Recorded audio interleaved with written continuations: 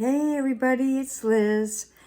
Welcome to West Star Tarot. I'm here on May 23rd to do that's Luna knocking things over here. To do day 23 of Card of the Day May, a video response to Kay at Amidst the Gray. This is a month-long challenge that we've been working on, and I am happy to say that I am back on track. And as I mentioned in my last video, I have been pulling cards, but just was overwhelmed with life and didn't have time to make my videos. But things are starting to chill a little bit, and I am back on track, at least for now. So I did mention that I was, so I'm using this one, the Fifth Tarot by Martine and Teresina Bacons. I had a few days, so the first couple weeks I felt so in sync with this deck. The messages were really kind of profound and enlightening and incredible. And then I had like a week of where they were just kind of, whatever. And so meanwhile, I had gotten in this oracle, actually the end of April. So I thought, I think I'm going to start pulling one of these cards along with and just see if things get a little bit more, I feel a little bit more in touch with, or I feel like I'm getting a more strong message.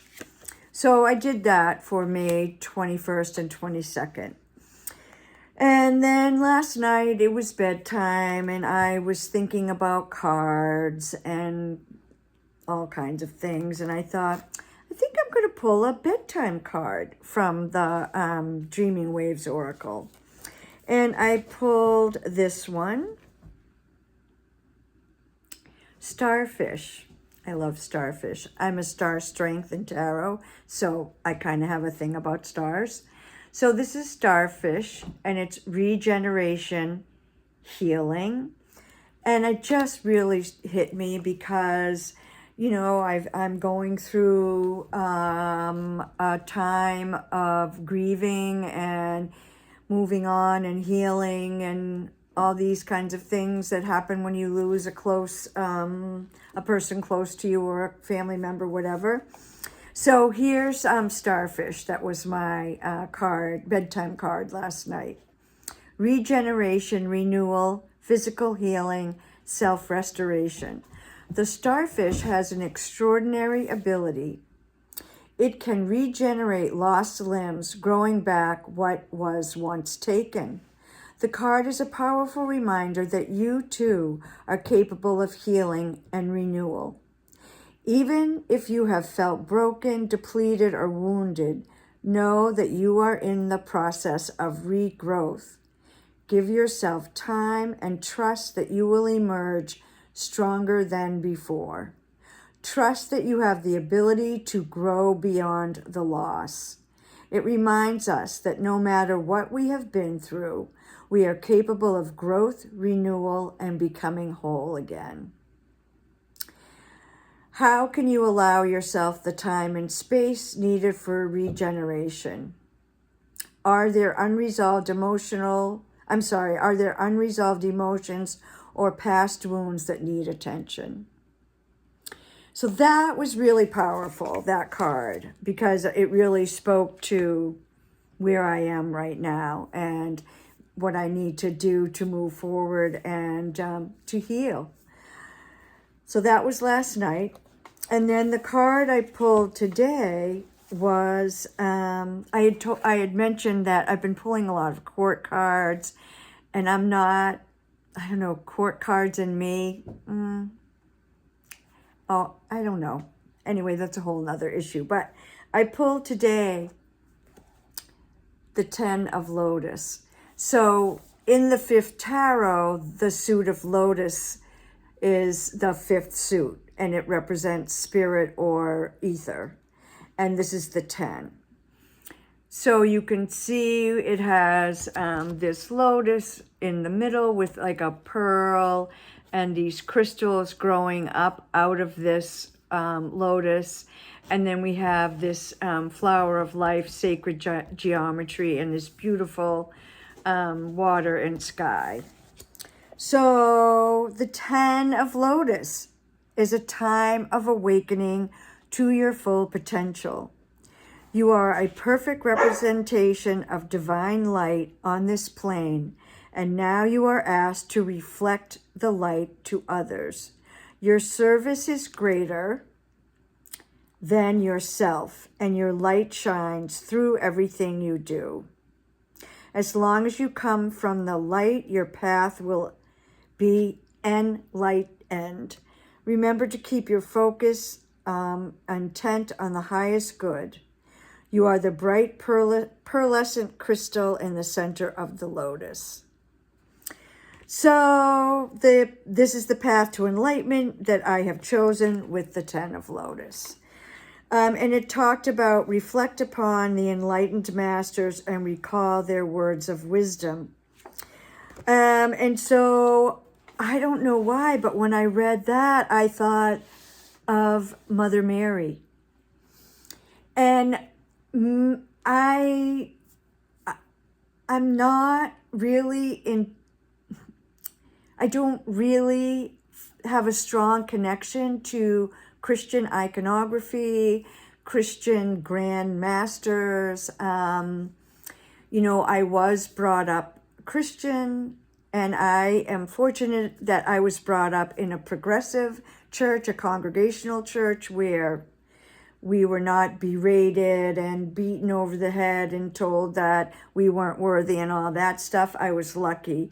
But it didn't speak to me. And when I turned 18 or so, I walked away because it didn't speak to me. And I moved on from that upbringing to the goddess path and the witch path and the divine feminine path. So anyway, I pulled out, I thought I'm going to pull a Mother Mary, and I pulled this one out. It's Goddesses, Gods, and Guardians Oracle cards. And look, emotional healing. And that's what the Starfish card talked about. And in a way, I feel like the 10 of Lotuses is kind of talking about that too. So here's my Mother Mary message. You are entering a cycle of profound emotional healing. Your body, heart, and soul can no longer bear the heavy burden of unprocessed grief and sadness, which can be both ancestral and of this present lifetime. And I'm thinking right now what I'm going through is related to the present lifetime. Mother Mary leads you to a sacred pool, and as you enter the water, the energy will unlock an outpouring of emotion. It's healthy to allow this release within a safe container. Mother Mary will bring you the experience in real life settings in miraculous ways. She will lead you to the right therapists, healers, and practitioners. Seeking help to heal your heart is a brave step. Deep down, you know you've reached an emotional impasse. You can't continue holding in the suppressed energy anymore. Mother Mary wraps you in unconditional love, holding your inner child close. And then it says over here, bereavement or grief counseling will help you at this time. Mary, hold my hand as I cry healing tears. Lead me to the perfect spaces for processing my emotions. So these 3 cards, let me hold them all up together. So it's like the sum of the pieces is more than the individual pieces. So here are the cards. This is from last night, and then these are from today.